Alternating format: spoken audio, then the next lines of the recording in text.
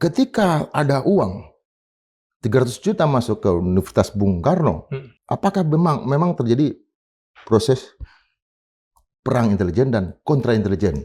Konflik yang sedang terlihat. Pertama adalah konflik Prabowo versus Jokowi legacy. Kedua, munculnya kelompok relawan-relawan Gibran sudah di seluruh provinsi. Aktor politik Partai Gerindra meminta agar kegiatan Gibran di daerah itu dipantau. Ada perintah dalam tanda petik, sebelum bertemu menteri-menteri atau pejabat setingkat menteri, sebelum bertemu Gibran, lapor dulu ke Seknek. Prabowo dan Gibran sama-sama tahu bahwa ada operasi intelijen yang dijalankan. Ini bukan diam-diam lagi, sedang terjadi perebutan pengaruh. Apakah ini akan menjadi perang terbuka antar lembaga-lembaga intelijen ini? Akan ada penetrasi, akan ada kooptasi, akan ada framing, akan ada pengalian isu. Itu kalau perang intelijen tuh yang muncul begitu. Perang intelijen ini menggambarkan proses perpisahan kapal Prabowo dan kapal Gibran untuk 2029. Prabowo dan Jokowi memiliki kepentingan yang berbeda untuk 2029. Firm ya? Firm.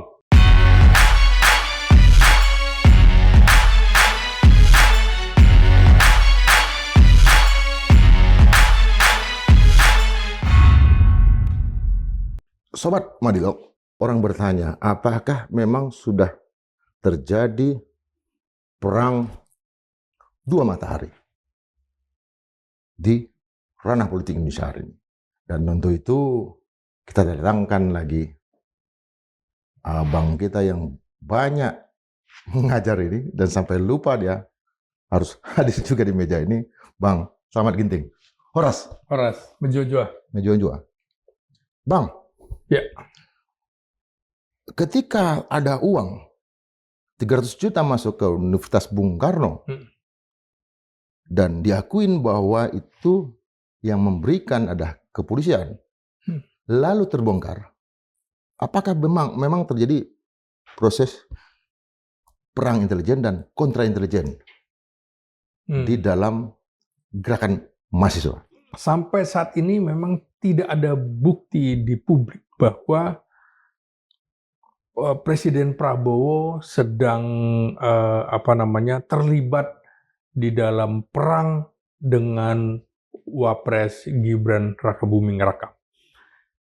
Konflik terbuka yang dilihat orang. Jadi saya melihatnya dalam politik kekuasaan yang sering terlihat itu sebenarnya bukan konflik formal, melainkan pertarungan pengaruh melalui elit, melalui birokrasi, melalui partai politik, melalui aparat, dan juga melalui media massa, melalui opini publik yang terbentuk. Di sini kan terlihat bahwa ada pertarungan opini publik di antara kedua kubu. Nah, ini sesungguhnya ada 3 lapisan konflik yang sedang terlihat. Pertama adalah konflik Prabowo versus Jokowi legacy. Ya.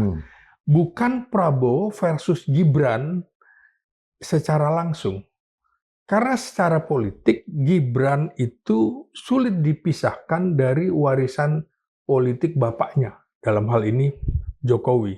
Karena itu sebagian elit membaca dinamika saat ini bukan sebagai pertarungan Prabowo versus Gibran, melainkan Prabowoisme dengan Jokowisme.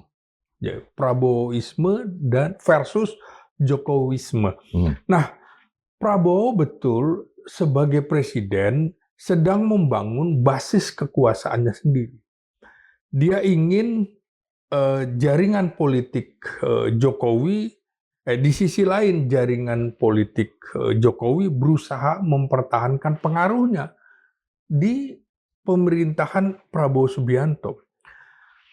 Nah, gejala yang sering dijadikan indikator itu pertama adalah usulan pemakzulan Gibran oleh para punawiran TNI. Nah, justru mereka kemudian mendukung Prabowo. Kan kontra, meminta Gibran dilengsarkan tapi mendukung Prabowo. Oke. Ini saja sudah peta. Kedua, munculnya kelompok relawan-relawan Gibran sudah di seluruh provinsi. Ya. Jadi ini kan seperti berhadap-hadapan, punya agenda tersendiri. Nah, isu matahari kembar yang dikemukakan Bung Indra ini beberapa kali memang muncul dalam diskursus elit ya. Nah, spekulasinya tentu saja di dalam Pilpres 2029 mendatang yang mulai menghadap-hadapkan kubu Prabowo dengan kubu Jokowi. Kubu Jokowi kan selalu berkampanye Prabowo Gibran 2 periode. Padahal kalau kita melihat Jokowi sendiri, periode pertama dan kedua kan beda wakil. Artinya yang menentukan sesungguhnya adalah presidennya, bukan wakil presidennya. Ini sesungguhnya Jokowi sudah coba melakukan intervensi kepada Prabowo. Nah, yang kedua, pertarungan narasi mengenai demonstrasi mahasiswa itu tadi. Ya. Ini menarik kan? Karena di tengah demonstrasi mahasiswa, khususnya pada bulan Juni ini, banyak mengkritik kebijakan ekonomi Prabowo. Kritiknya seperti itu. Gibran di sisi lain justru melakukan pendekatan kepada sebagian mahasiswa. Lewat pintu belakang. Lewat pintu belakang.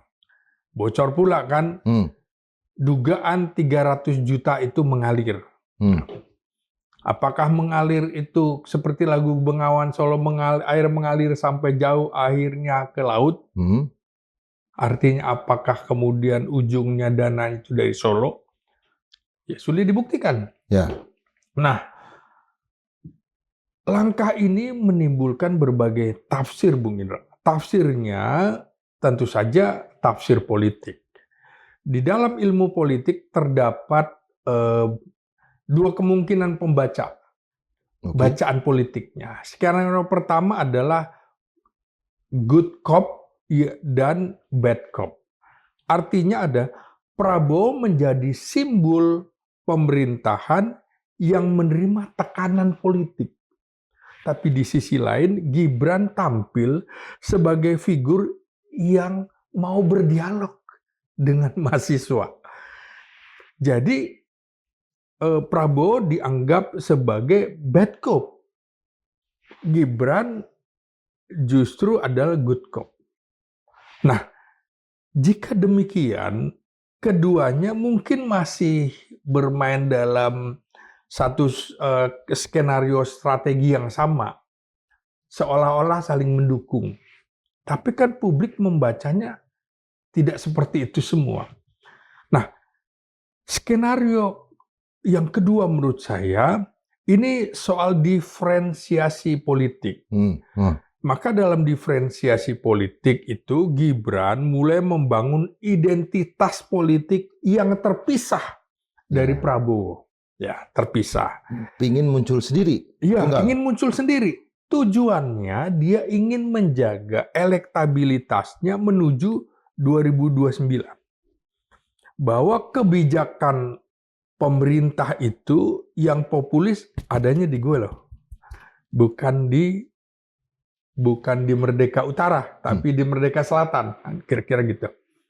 Maka jika ini yang terjadi, Bung Indra, maka demonstrasi mahasiswa akan menjadi arena perebutan simpati antara keduanya. Simpati antara Prabowo dengan Gibran. Maka kemudian yang ketiga muncul perebutan loyalitas aparat dan elit. Gitu. Kita kan cuma tidak hanya melihat gerakan mahasiswa. Kita melihat elit-elit yang ditangkap belakangan sama kejaksaan, terutama. Elit MBG, Silmi Karim yang ditangkap sama KPK. Betapa kita lihat Silmi ini kan memang profesionalnya Jokowi benar, karena dirut di mana-mana kan. Lalu dari sisi aktor yang ditangkap, lalu Gibran ketika di Papua pun naik motor seperti bapaknya. Sementara ada kritikan publik tentang pesta babi. Iya. Apa yang abang mau lihat di sana? Ya itu tadi, memang terjadi perebutan loyalitas aparat dan juga elit. Kita lihat, dalam tradisi politik Indonesia, perang intelijen biasanya bukan soal operasi rahasia seperti di film-film, melainkan perebutan informasi dan loyalitas. Lo sekarang loyalitasnya kemana? Ke Jokowi atau sudah beralih kepada Prabowo? Nah, yang diperebutkan tentu saja antara lain loyalitas birokrasi. Apakah orang-orang di sekitar Seknek dan kantor Wapres semuanya juga akan mengacu kemana? Terutama Seknek. Kemudian loyalitas birokrasi, loyalitas aparat keamanan, loyalitas partai politik, loyalitas pengusaha juga, Bung Indra, serta loyalitas media dan influencer. Nanti kita bisa lacak tuh. Ini influencernya siapa? Ini buzzernya siapa? Apakah buzzer warisan lama? Nah, mengapa saya bicara Seknek? Kan menarik, Bung Indra. Ketika ada permintaan dari aktor politik Partai Gerindra yang meminta agar kegiatan Gibran di daerah itu dipantau. Oke. Belum lagi kemudian ponakannya iya, ada Prabowo Subianto ya? Betul, ada perintah dalam tanda petik sebelum bertemu menteri-menteri atau pejabat setingkat menteri, sebelum bertemu Gibran lapor dulu ke Seknek. Oke. Harus diagendakan. Artinya ini juga sudah ingin mengontrol. Jangan loss. Seperti ketika Gibran mengundang beberapa tokoh elit kabinet di satu tempat. Saya lupa di kereta atau di mana ya, seperti itu. Nah, ini kan jadi menarik. Lolos kemarin ketika beberapa mahasiswa diajak Gibran mengunjungi Papua. Kan jadi bermasalah Ikut juga ke Papua ya? Ikut kan? Oh ya, saya ingat. Maka kemudian banyak perguruan tinggi bertanya, big question, ini apa kepentingannya? Kok tidak lapor kampus? Boleh apa enggak? Kalau membawa simbol kampus, harusnya lapor dong ke kampus. Harusnya Istana Wapres melaporkan kepada kampus, boleh enggak anak-anak mahasiswa ini saya bawa? Itu betul-betul jadi ada pertarungan, sehingga di sisi lain tidak ada mahasiswa yang diajak Prabowo melakukan kunjungan-kunjungan itu. Makanya saya bilang sejak bulan Mei itu sebaiknya memang Presiden Prabowo konsentrasi saja di dalam negeri sampai bulan Oktober 2 tahun pemerintahannya. Jangan keluar negeri dulu. Karena kalau keluar negeri nanti dianggap dia kurang peduli terhadap masalah di dalam negeri. Umumnya, Bung Indra, para pemimpin negara-negara lain terutama di Eropa yang rajin keluar negeri, begitu pemilu presiden atau perdana menteri itu jeblok. Karena dianggap abai terhadap persoalan dalam negeri. Gitu. Berarti Prabowo dan Gibran sama-sama tahu bahwa ada operasi intelijen yang dijalankan. Ya pastilah. Pasti, tapi dalam bahasa politik kan tidak seperti itu. Sehingga kita kan lebih terbuka melihat ini. Betul. Ya ini sedang terjadi perebutan pengaruh. Ini bukan diam-diam lagi. Apalagi setelah Jokowi berusaha akan membawa bendera partai. Kemarin kan sudah menarik, ditegur. Ketika ada foto baliho Jokowi, ya kan, ulang tahun Jokowi di Solo. Ini Jokowi ini siapa? Wali kota ini alatnya siapa gitu loh. Nah ini kan menarik. Yang menegur? Karena wali kota Solo yang sekarang kan sebelumnya wakilnya dari Gibran. Oke. Kan gitu. Ya berarti masih mengendalikan ini. Gak bisa dong. Jokowi bukan siapa-siapa lagi. Nah, artinya memang ada pertarungan di situ.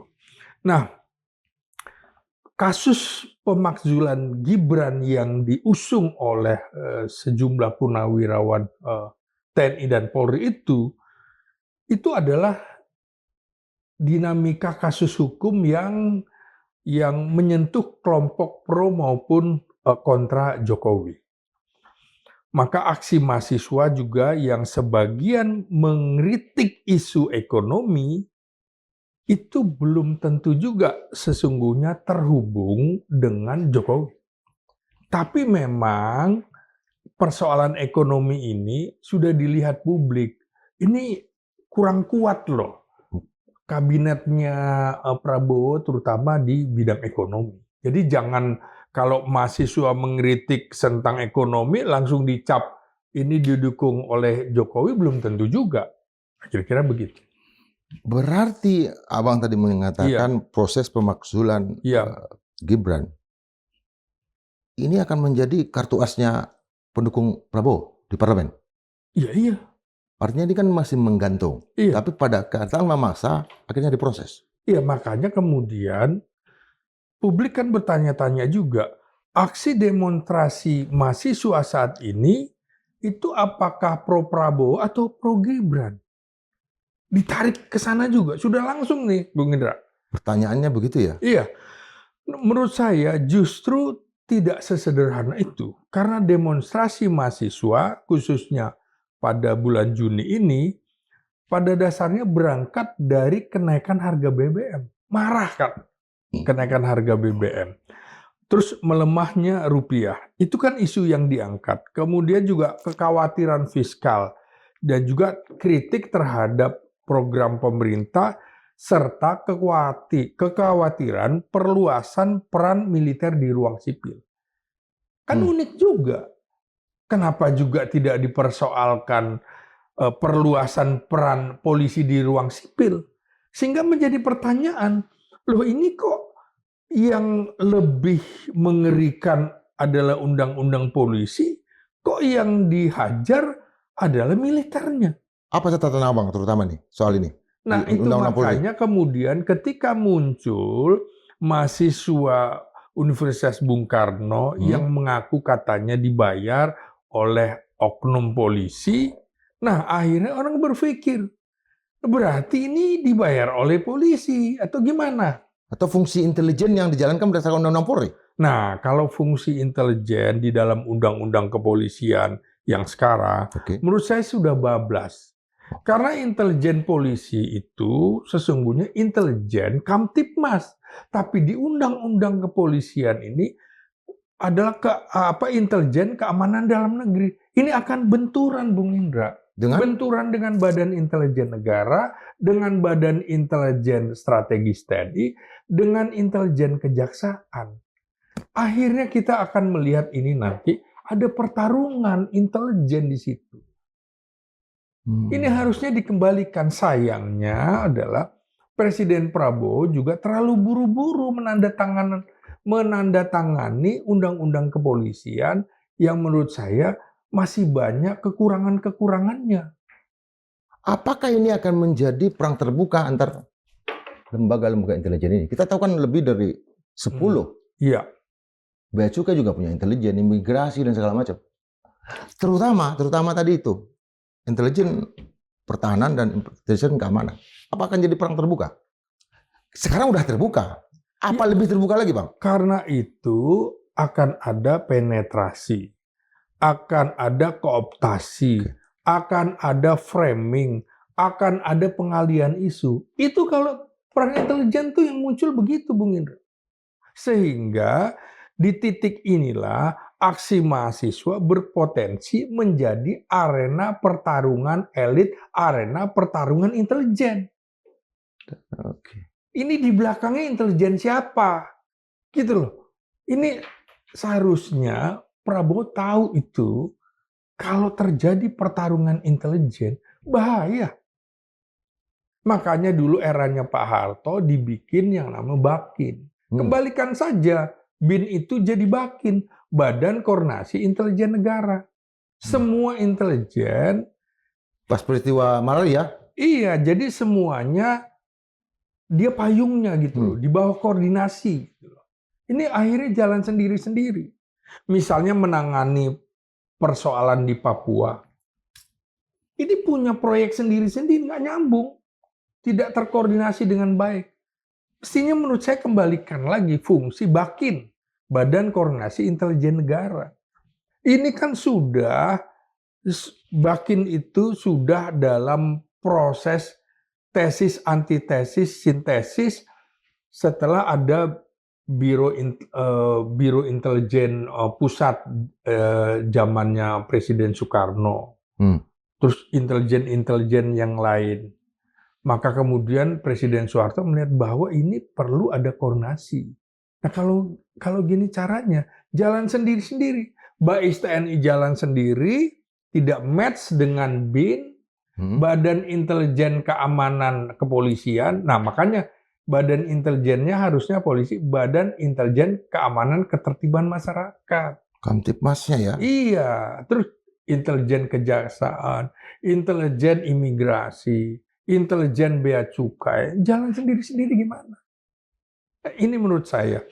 Jadi, saya khawatir kalau ada pertarungan intelijen, maka akan ada penetrasi-penetrasi, akan ada kooptasi, framing, dan pengalihan isu. Yang mana sebenarnya? Siapa yang sedang bermain itu? Itu tadi kan, kelihatan betul ya Bang ya? Kelihatan betul. Maka kesimpulan politiknya, Bung Indra, jika memakai perspektif intelijen politik, maka yang sedang berlangsung kemungkinan bukan perang antara Prabowo versus Gibran, tapi betul-betul pertarungan secara langsung antara Prabowo dengan Jokowi. Nah, jangan lupa juga sesungguhnya sedang terjadi pertarungan 3 poros. 3 poros? 3 poros. Apa berikutnya Bang? Pertama poros Prabowo yang sedang mengonsolidasikan kekuasaannya. Berusaha kemudian kekuasaan presiden. Yang kedua tentu saja poros Jokowi Gibran. Poros Jokowi Gibran ini berusaha menjaga kesinambungan pengaruh politik pasca 2024. Dan yang ketiga, apalagi kalau bukan poros oposisi, Bung Indra. Poros oposisi dan kelompok masyarakat sipil yang memanfaatkan ruang ketidakpuasan terhadap kondisi ekonomi, terhadap demokrasi. Maka aksi-aksi demonstrasi mahasiswa belakangan ini menjadi penting bukan karena hanya soal tuntutan mahasiswanya, melainkan juga karena menjadi arena kita bisa mengukur kekuatan politik menjelang konfigurasi kekuasaan di 2029. Apakah perang intelijen ini menggambarkan proses perpisahan kapal Prabowo dan kapal Gibran untuk 2029? Maka kita harus melihat dulu dalam sejarah politik Indonesia nih. Dalam sejarah politik Indonesia, hampir di setiap transisi besar ya, menjelang pergantian kepemimpinan nasional itu, kekuasaan selalu diawali oleh perebutan narasi, perebutan loyalitas elit, perebutan pengaruh terhadap gerakan, termasuk gerakan mahasiswa. Ini saling coba mempengaruhi, sehingga kemurnian gerakan mahasiswa itu menjadi dipertanyakan juga. Tidak mungkin poros-poros ini tidak bermain, 3 poros ini. 3 poros ini akan memanfaatkan mahasiswa juga. Nah, yang terlihat di permukaan adalah demonstrasi tetapi bekerja di belakang layar. Seringkali itu adalah sebuah kompetisi antara jaringan kekuasaan. Dulu kita cuma kenal yang disebut intelijen itu agitasi propaganda. Sekarang udah luar biasa. Tunggang menunggangi, ada yang... Tetapi Abang tidak juga yakin bahwa memang ada yang murni. Pertanyaan saya nih sebagai seorang aktivis. Mana ada politik murni itu? Semuanya saling berkelindan. Apakah baru kali ini saja demonstrasi mahasiswa itu dibayar? Saya kira juga sejak tahun 1966 Ya, sudah ada itu. 65, 66. Sudah ada yang menunggangi. Nonsen juga mahasiswa bisa melakukan perubahan seperti misal menggulingkan Presiden Soekarno, menggulingkan Presiden Soeharto, menggulingkan Presiden Gus Dur. Nonsen, Bung. Pasti di belakangnya ada. Cuma itu tadi, politik itu kan panggung depan. Panggung depannya mahasiswa. Tapi di belakang layarnya siapa? Apakah bagi saya nih, Bung Indra, begitu demonstrasi itu berhari-hari, pasti ada bohirnya. Salah satu bohir itu ada kepentingan asing. oke. Siapa kepentingan asing itu? Pastilah negara-negara terdekat kita yang berkepentingan agar ekonomi kita bobrok, agar ekonomi kita runtuh, agar kemudian militernya dipaksa masuk barak, tidak mengendalikan kedaulatan segala. Itu pasti. Jadi kalau demo ini berlarut-larut, bagi saya ini ada uang beredar termasuk dari kepentingan asing. Negara-negara di sekeliling Indonesia ingin kita ini lemah, bukan kuat. Gitu loh. Karena memang Indonesia yang tumbuh ya. Iya. Artinya Abang ingin mengatakan bahwa ketika terjadi perang intelijen di dalam negeri, ada tali temalinya juga dengan intelijen asing.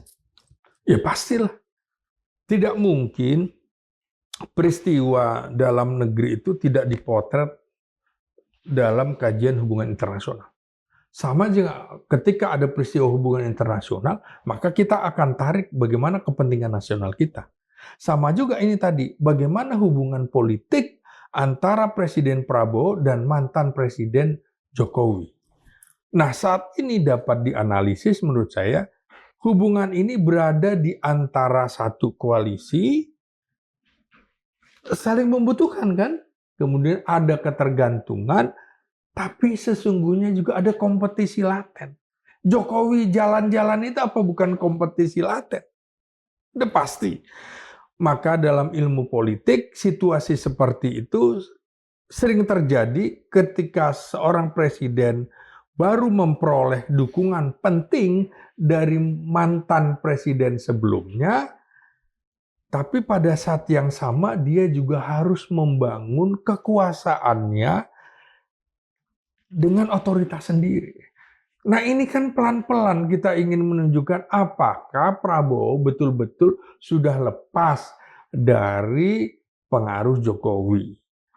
Publik kan membacanya ketika Roy Suryo dan Ti Fauzia itu dibebaskan dalam tanda petik oleh kejaksaan, orang melihat bahwa, oh, jangan-jangan polisi masih dikendalikan Solo, tapi kejaksaan dikendalikan oleh dua kutub yang berbeda, PDIP dan Prabowo Subianto. Di sini ada titik kesamaan. Prabowo juga tidak ingin Roy Suryo dengan Tifa itu dipenjarakan. Sama juga, PDIP kan berkepentingan. Loh ini kan melawan Jokowi, pasti didukung. Apa iya PDIP juga tidak berkepentingan dalam kasus ini? Bukankah PDIP sudah menunjukkan fotokopi ijazah Jokowi di 2005 ya, waktu menjadi wali kota, sudah dikeluarkan, diserahkan kepada pengacara Michael Sinaga itu. Ya. Kan selama ini enggak. Artinya betul-betul PDIP juga sedang bertarung dengan Jokowi.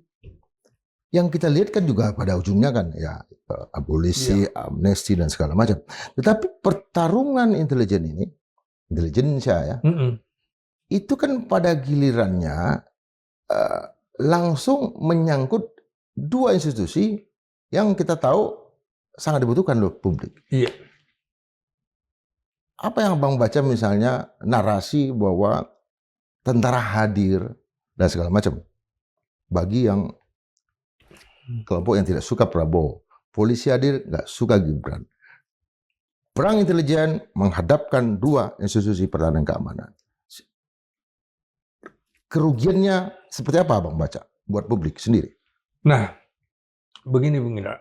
Ketika demonstrasi itu sudah berlarut-larut dan terlalu lama, maka intelijen pertahanan keamanan negara akan membacanya bahwa ini ada persoalan kedaulatan yang harus dijaga.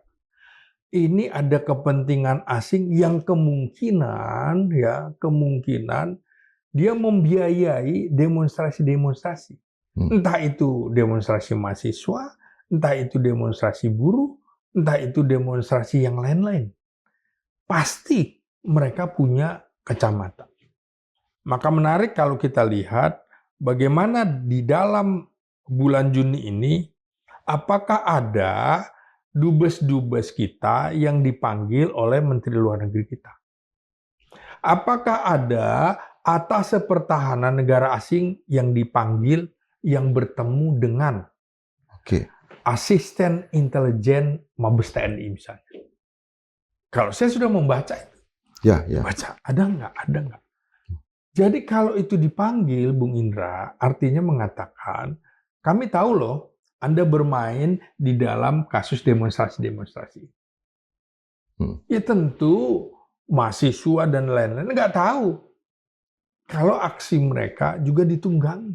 Itu tadi kan, antara intelijen di dalam negeri, antara intelijen asing juga. Bagi saya, Indonesia ini terlalu terbuka dengan kehadiran intelijen. Intelijen asing terlalu banyak di dalam negeri kita. Tidak seperti di Cina, dibatasi sekali. Jangankan itu. Saya waktu sebagai wartawan, politik, dan militer, untuk ke Tiongkok aja susah. Ya. Susah, hanya diberikan visa 7 hari. Betul. Apalagi yang lain. Kita ini terlalu bebas. Coba lihat Malaysia. Untuk masuk ke Malaysia susah.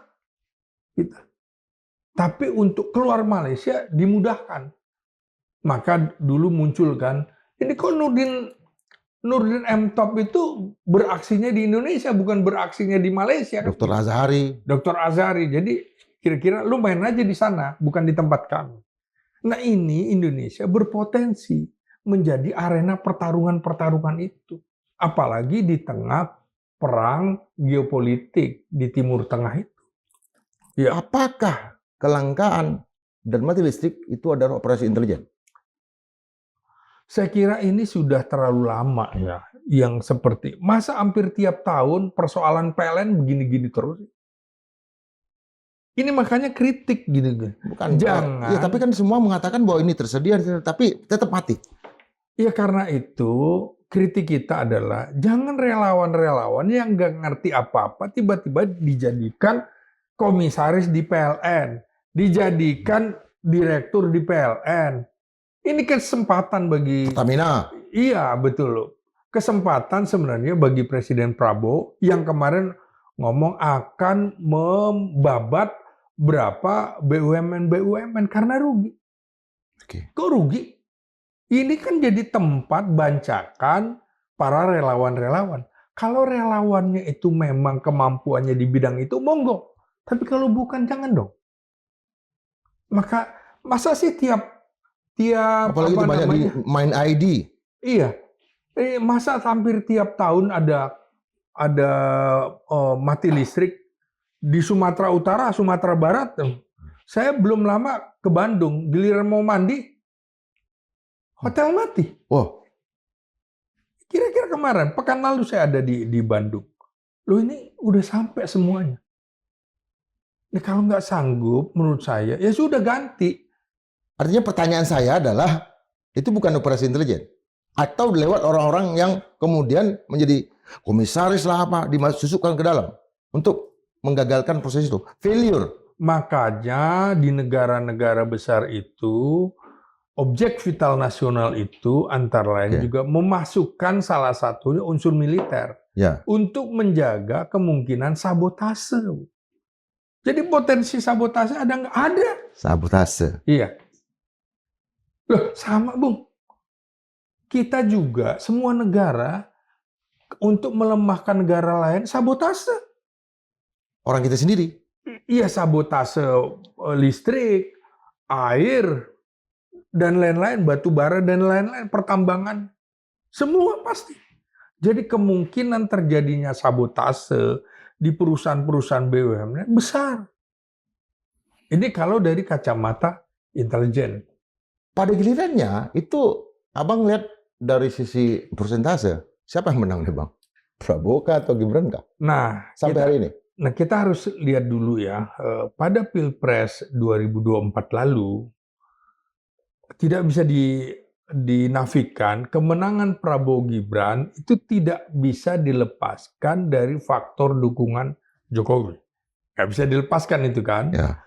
Nah, karena itu pada awal pemerintahan, hubungan keduanya lebih merupakan hubungan sekutu strategis. Dalam politik kan gitu.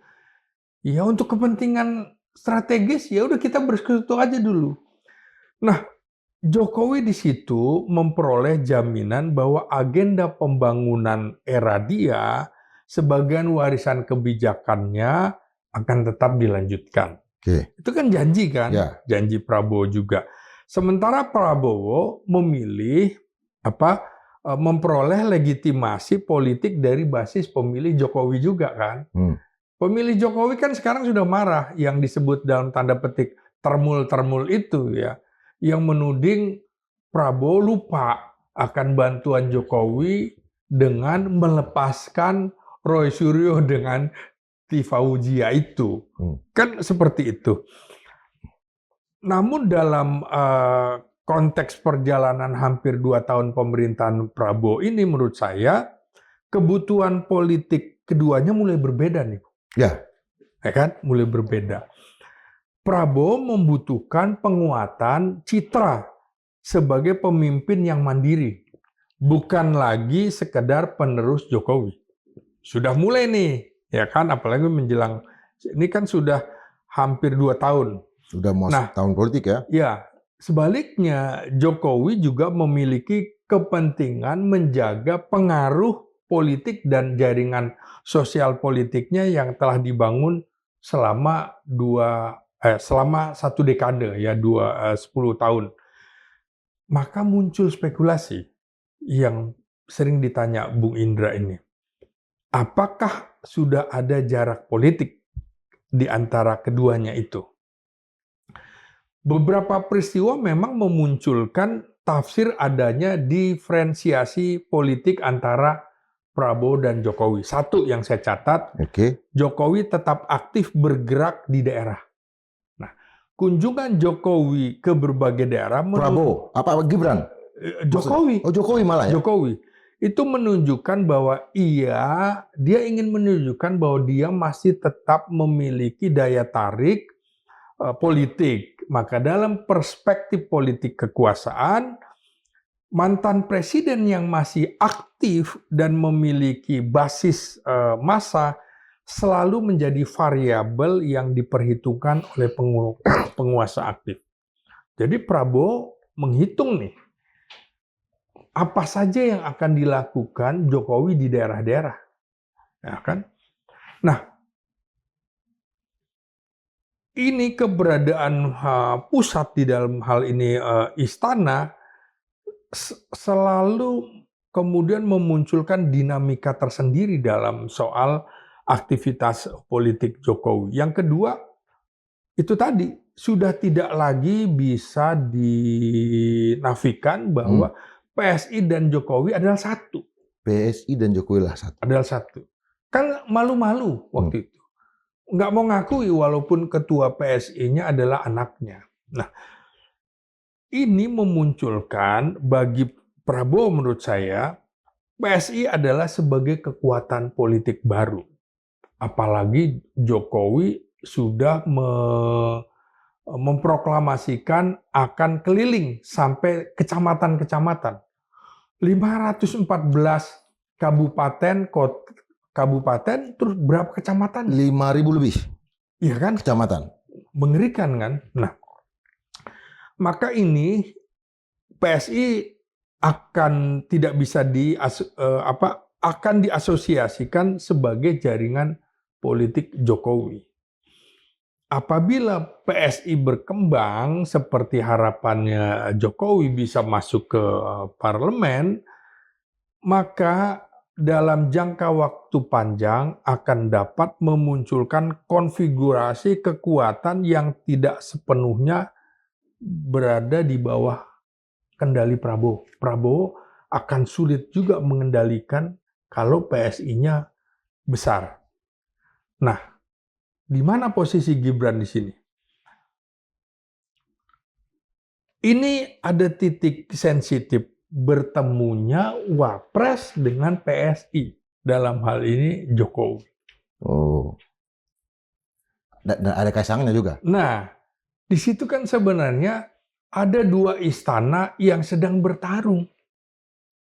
Istana Wapres dan istana Presiden. Gibran merupakan wakil presidennya Prabowo, tapi di sisi lain dia putra Jokowi. Karena itu setiap isu yang menyangkut Gibran harus sering dibaca bahwa ini refleksi hubungan antara dua pusat pengaruh. Pengaruh Prabowo, pengaruh Jokowi. Maka konflik terbuka bisa terjadi. Ada yang menarik nih Bang, bagi kita ya. Ya. Informasi intelijen adalah data. Data berdasarkan survei. Menurut survei sekarang kan, informasinya, saya juga harus klarifikasi, bahwa Presiden Prabowo turun, Gibran naik. Makanya hampir tidak ada rilis dari banyak sekali lembaga survei. Padahal survei handal itu kan udah jadi komisaris semua ya. Iya. Ada Denny J.A., San Nasbi,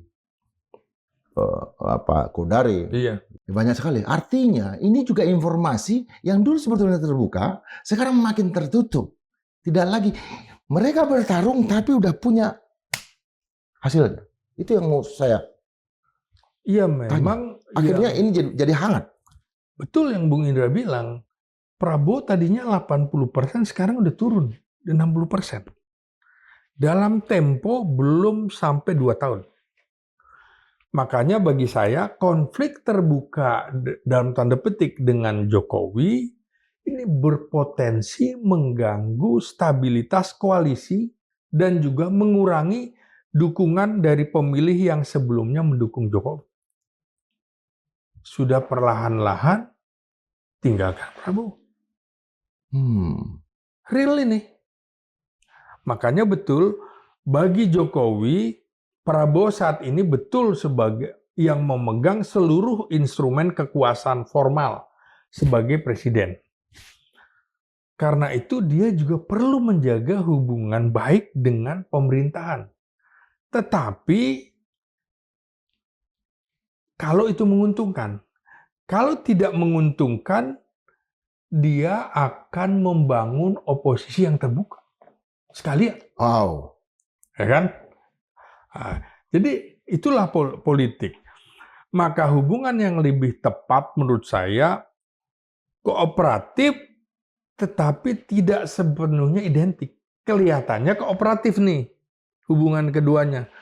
Tapi sesungguhnya tidak identik. Nah, kayak kembar kan ada kembar identik, ada kembar tidak identik. Analisis politik yang lebih tepat dalam membaca ini kemungkinannya bukan Prabowo versus Jokowi, melainkan Prabowo dan Jokowi memiliki kepentingan yang berbeda untuk 2029. Firm ya? Firm. Jokowi ingin anaknya tetap sebagai nomor 2, tapi kalau Prabowo tidak mengambil Gibran sebagai pasangannya, maka kita akan berhadapan-hadapan di 2029. Itu bacaan politiknya. Hari ini itu sudah semakin telanjang. Abang lihat.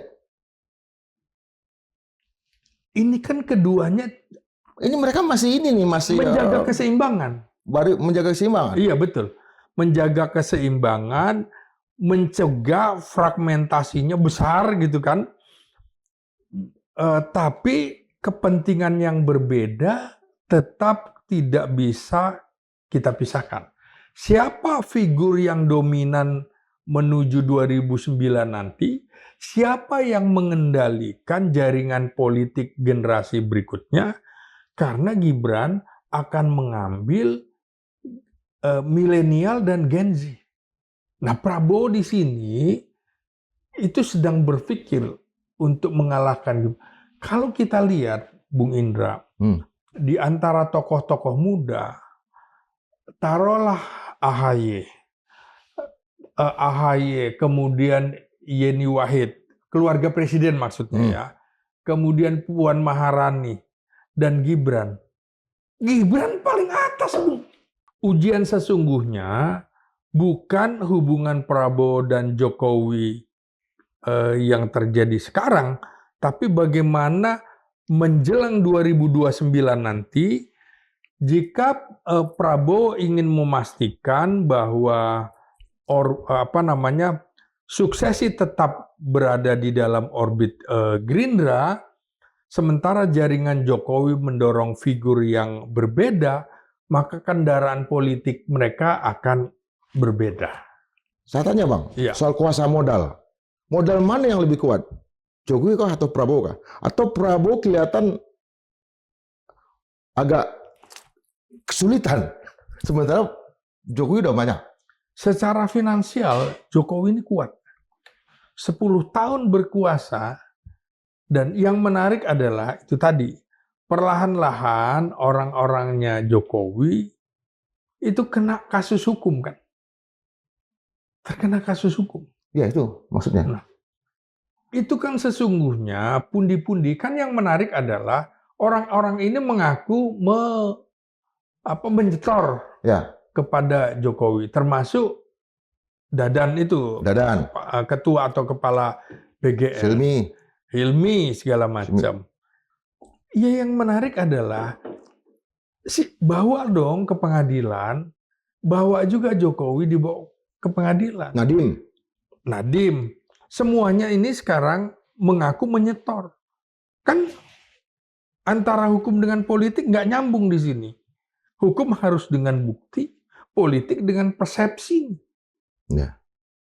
Nah, ini tinggal kemudian berani tidak Kejaksaan Agung memanggil Jokowi atas pengakuan-pengakuan orang yang dijadikan terdakwa. Harus dikonfirmasi ya Bang? Dalam kasus mereka ini? Iya, harus bisa. Proses peradilan yang masih berlangsung, misalnya siapa? Nanti, masalah MBG. Dia harus jadi saksi?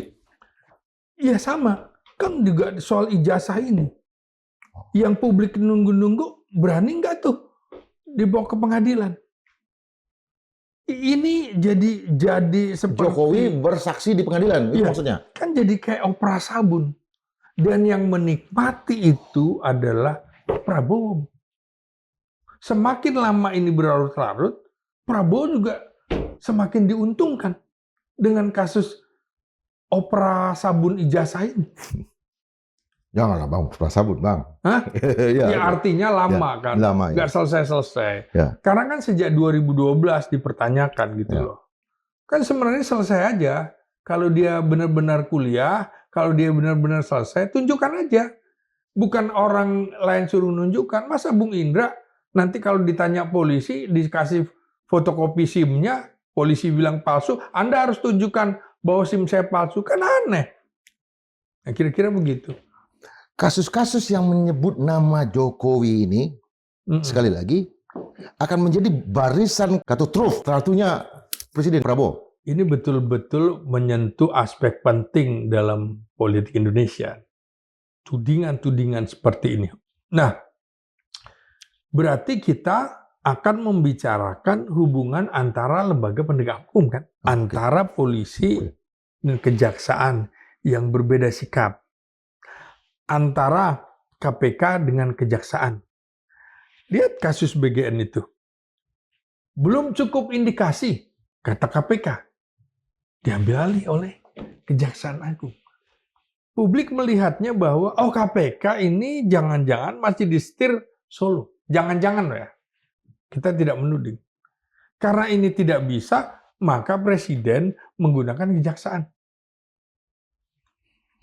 Kan begitu bacaan politiknya. Nah, hubungan antara lembaga penegak hukum dan konfigurasi kekuasaan politik yang sedang berubah ini yang harus kita cermati, Bung Indra. Namun perlu dicatat terlebih dahulu bahwa analisis politik itu berbeda dengan fakta hukum. Sampai saat ini, menurut saya, belum bisa diverifikasi apakah betul Kejaksaan Agung menjadi alatnya Presiden Prabowo, KPK, dan polisi menjadi alatnya Jokowi. Kan nggak bisa diverifikasi nih, Bung. Jaksanya bilang dia lapor setelah ditangkap baru dia lapor. Iya, tentunya dalam soal ijazah, dugaan ijazah palsu Jokowi kan seperti itu. Dalam soal MPG maksud saya, Kejaksaan Agung, Jaksa Agungnya iya, betul. Kan bicara kan, betul. Dia duluan baru lapor ya. Ya, kan akhirnya kalau perbedaan tafsir itu kan biasa itu ya di dalam hukum. Publik tentu melihat langkah ketiga institusi hukum, Kejaksaan, Kepolisian, dan KPK. Seperti apa sih? Karena menariknya adalah ini kan warisan yang lama sih. KPK dilantik oleh Jokowi yang harusnya oleh presiden baru. Jaksa Agungnya, Jaksa Agung eranya Jokowi masih lanjut. Kapolrinya dari era Jokowi masih lanjut sampai sekarang. Maka publik membaca institusi ini akhirnya melalui kacamata politik itu tadi, bukan kacamata hukum.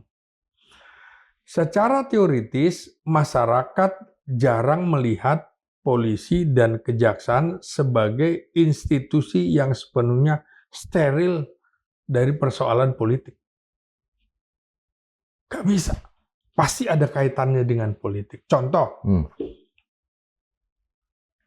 mengapa relawan Jokowi Matutina itu tidak dijebloskan ke penjara? Belum ketemu. Belum lagi kasus bekas ketua KPK, belum Firly Dahuri. Kan menjadi ironi. Itu langsung dijebloskan, ini tidak dijebloskan. Sehingga institusi penegakan hukum ini tidak steril dari persoalan-persoalan politik. Gitu, Bung Indra. Sampai sejauh ini berarti kaki dan tangan Jokowi masih sangat kuat di lembaga, baik itu kejaksaan ataupun KPK. 10 tahun, Bung. Jadi pengaruh dia masih ada. Maka di Indonesia, persepsi yang berkembang seringkali adalah kepolisian dianggap dekat dengan kekuasaan yang sedang dominan. Pada waktu itu Jokowi, sekarang mungkin juga Prabowo. Di sisi lain, Kejaksaan Agung dianggap memiliki kedekatan dengan presiden karena Jaksa Agung merupakan bagian dari kabinet. Di Indonesia kan begitu. Maka KPK juga dianggap memiliki dinamika politiknya sendiri. Dilantik eranya Jokowi. Akibatnya, setiap keputusan hukum sering diterjemahkan menjadi sinyal politik. Itu bacaannya. Karena tidak bisa dilepaskan dari pengaruh politik gitu. Oke, pertanyaan saya terakhir, Bang. Apakah Abang punya informasi intelijen terakhir tentang reshuffle kabinet? Ini muncul ya. Hari-hari ini akan ada pergantian Gubernur BI. Hari ini kan sedang ramai. Tapi setidak-tidaknya Agustus ini akan ada reshuffle sebelum kemudian ya politik kan seperti itu ya. Kemungkinan Agustus, kemungkinan juga Oktober, pas 2 tahun. Masalahnya seperti saya bilang beberapa waktu lalu, Prabowo tuh hatinya rinto gitu loh. ketika orang sudah mau dipecat, mau diganti, kemudian bertemu dengan presiden, mengungkapkan jasa-jasanya, luluh. Gen Z sekarang nggak ngerti Rinto itu apa, Bang. Ya, Rinto itu adalah penyanyi yang top di era 70, 80, 90 yang lagu-lagunya melankolis. Penuh kehati-hatian, penuh rasa cinta gitu. Ya, tapi badannya gagah. Oh, bukan, yang badan gagah itu Rembo. Oh, Rainbow. Gitu ya. Oke. Makanya Prabowo seperti Rembo gitu, tubuhnya mungkin besar, tapi hatinya Rinto gitu. Mendayu-dayu. Ya begitu. Terima kasih, Bang. Oke. Sobat Madilog, saya agak bertanya tentang Rinto dan Rambo tadi karena memang anak saya nggak tahu siapa Rambo dan siapa Rinto, tapi Bang Ginting tahu. Tapi mudah-mudahan kebanyakan mengajar juga sangat penting, tapi mengajar publik di meja ini juga penting bagi Bang Ginting. Siap. Horas.